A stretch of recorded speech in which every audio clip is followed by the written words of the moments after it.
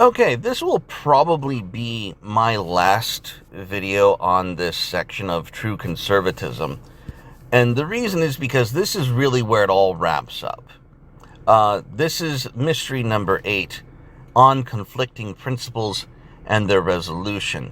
As I've mentioned above, principles, and as I've said before, principles are promoted by institutions. Institutions are developed to harness the forces they are intended to honor. There will be times when the institutions that we make and develop to respect and honor the force of food, which then branches off and grows into what we have created as commerce and trade and all of these economic systems, all these economic institutions. And then we have, on the other hand, those social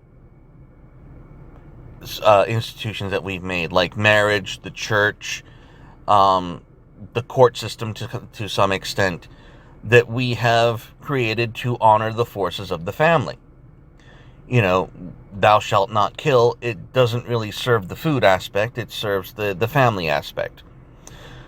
Now, the reason we have to have a talk about this is because there often comes a point, and you'll especially notice this with libertarian discussions, when true conservatives have to face what happens when these two institutions, or let me rephrase that, what should a conservative do when institutions from the force of food clash with the institutions from the forces of the family?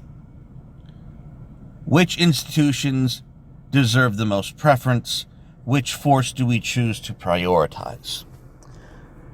And in my mind, the answer is that the force of the family should take every priority, which is to say that social issues are the bedrock of true conservatism. And the reason for this is simply, what is the value of being able to feed and lavish wealth upon your family if by your negligence and apathy your lineage ends the next generation? You have to understand, as a human being, you have a vested interest in the survival of your family.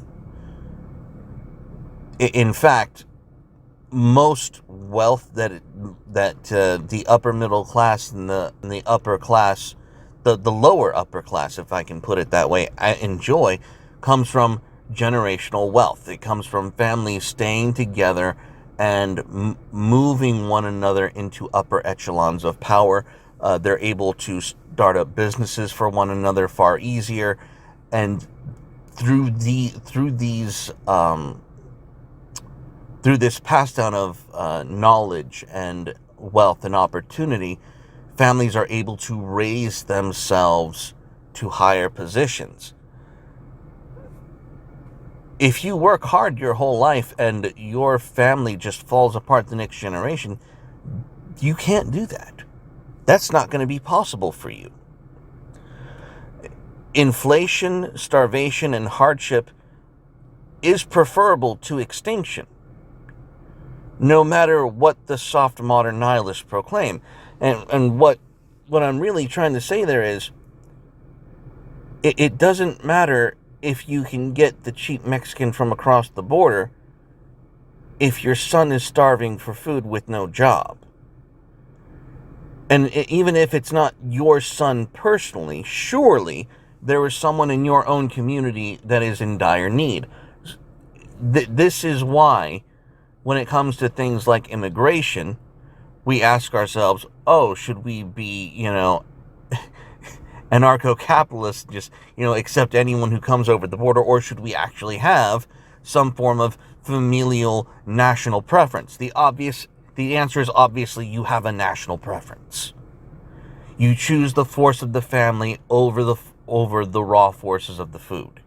You choose family because at least then the food has meaning and practical purpose for you. And that is okay.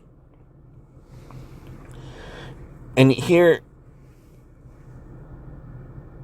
I don't know why I put this next line, but that's okay.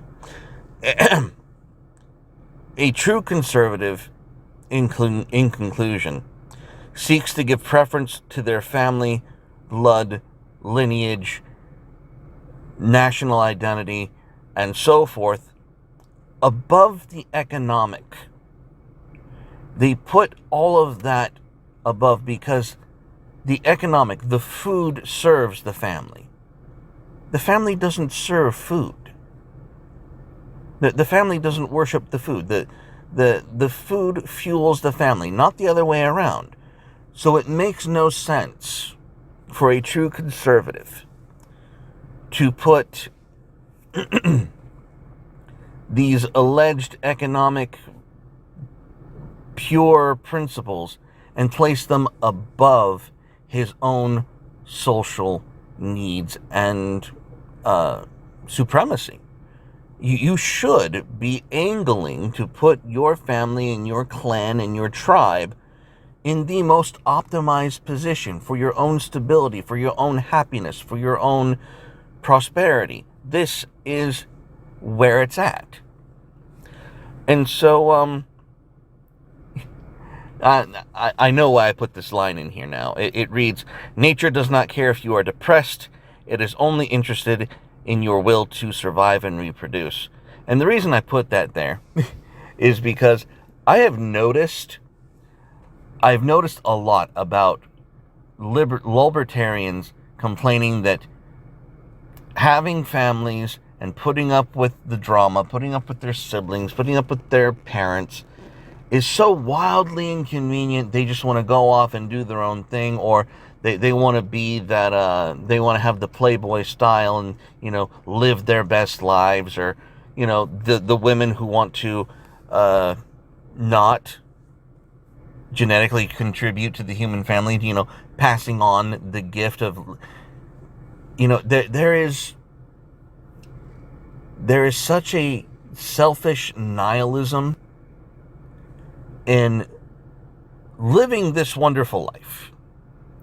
Being able to breathe, being able to smell, hear,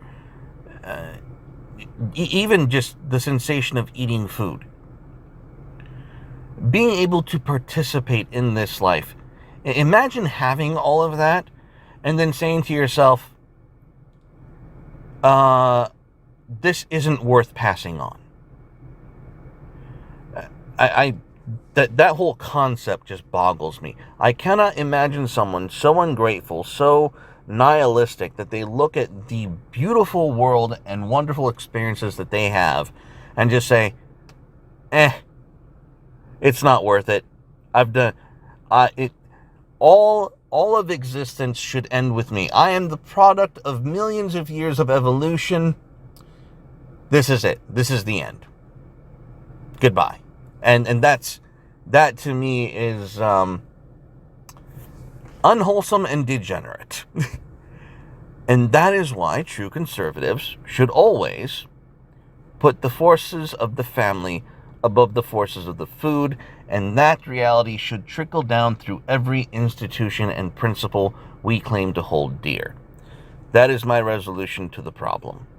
When having to choose between the forces of family or food, through social or economic, you choose the social. You choose the family as your priority when it comes to making your world a better place. And that's it, guys. Have a great day.